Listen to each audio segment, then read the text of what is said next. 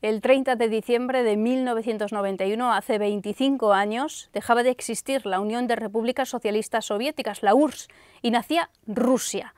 Se recogía la bandera roja, la de la hoz y el martillo, y subía la tricolor, la blanca, azul y roja.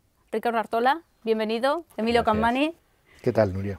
No sé si estáis de acuerdo en que fue una ruptura territorial repentina y quizá, según algunos expertos, la más traumática, dramática en un Estado en la historia.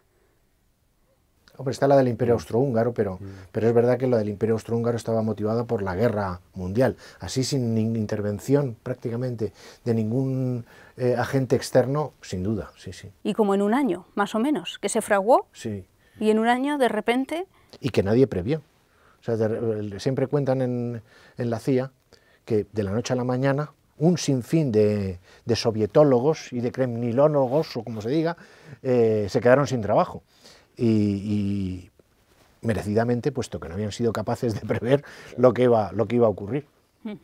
Sí, sí, efectivamente fue muy traumática y muy inesperada. O sea, decir lo contrario yo creo que es reescribir la historia, porque los expertos no fue la primera derrota de los expertos, que ahora está tan de moda, ¿no? No supieron verlo, y era gente que, bueno, que trabajaba 12 meses al año, un año tras otro, simplemente en estudiar cómo evolucionaba el régimen, y que fueron incapaces de ver que estaba a punto de implosionar, ¿no? Es verdad que ya se había caído el muro de Berlín.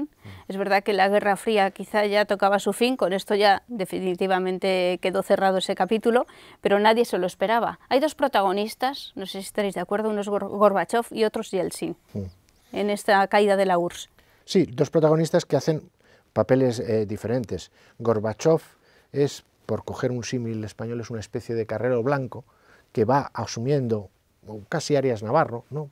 Una mezcla de los dos, que va tratando de asumir que aquello tiene que cambiar, pero procurando que cambie lo menos posible y de manera que se pueda conservar de una u otra forma el sistema. Y Yeltsin es el Adolfo Suárez, que se da cuenta que no, que aquello nada, que hay que cambiarlo todo y que lo que hay que montar es una democracia. Lo terrible del caso de Rusia, que es un tema para discutirlo en temas de geopolítica, es que luego ha sido incapaz de ser una verdadera democracia.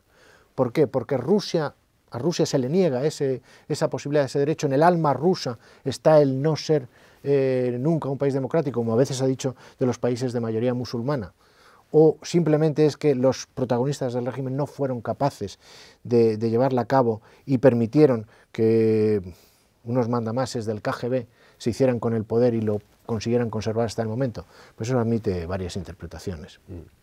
Hombre, yo no sé si me chirré un poco lo de Carrero Gorbachov, pero bueno, y lo de Suárez Yeltsin también, no, porque bueno, pues supongo que me pesa. Es por forzar la máquina. No, que sí, pero que me pesa la imagen, ¿no? O sea, siento, a pesar de todo, simpatía por Gorbachov y por Suárez, y ninguna por Carrero Blanco y por Yeltsin, lo siento, son preferencias, pero bueno, en cualquier caso está bien, hay que intentar ponerles.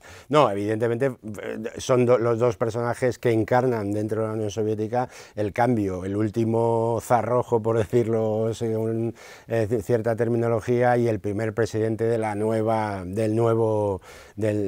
situación política en Rusia, ¿no? Efectivamente pero claro, hay otros que son los ocultos. Yo sigo dándole mucha importancia en el final de la Unión Soviética a Reagan, que es un personaje que no está en eso, pero que por su acción y por su forma de llevar las relaciones con la Unión Soviética, yo creo que les empuja a tomar una serie de decisiones a su vez que ya terminan de resquebrajar ese régimen. Pero ese régimen está herido de muerte desde mucho antes. O sea, ese régimen consigue, digamos, su culmen en los años 60. Hay un libro que está muy bien, por cierto, lo recomiendo, que se llama Abundancia Roja, y que es sobre esos años en que los propios soviéticos se creían que efectivamente que la Unión Soviética era el mejor país del mundo, venían de los éxitos del principio de la carrera espacial, de los Sputnik, de Leonov, en fin, de todo eso. Cosa que les había dejado arruinados, también hay que Sí, decir. también, bueno, efectivamente, porque no hacían cuentas, simplemente metían ahí rublos y efectivamente,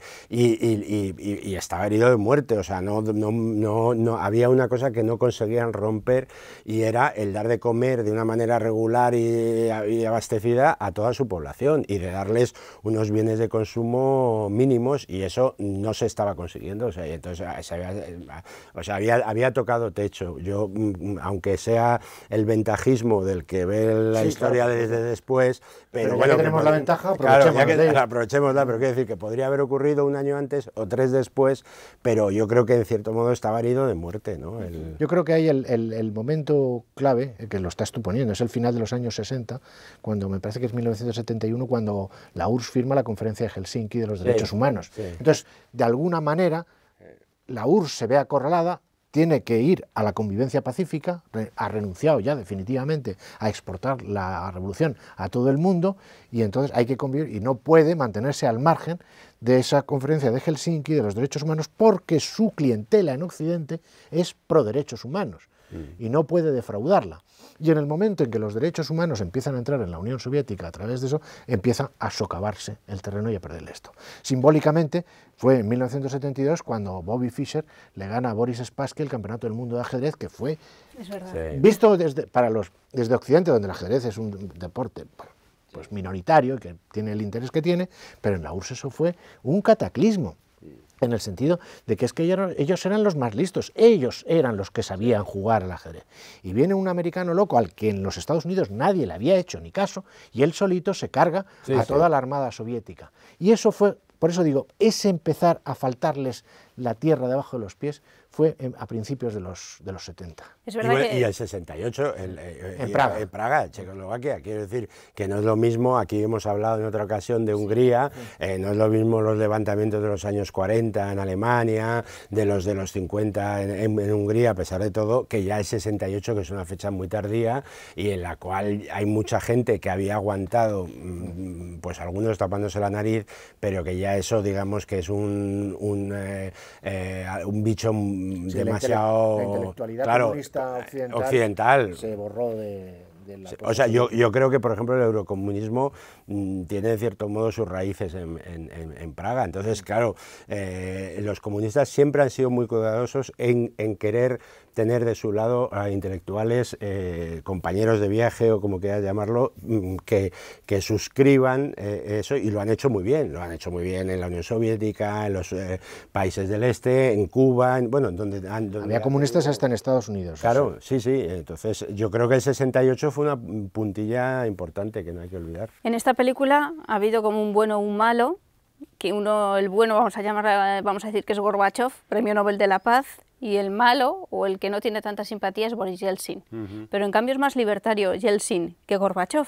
Yo es que creo, bueno, vamos a ver, Gorbachov cae simpático, evidentemente, pero la clave, el que fracasa, el que triunfa primero y fracasa después es Yeltsin.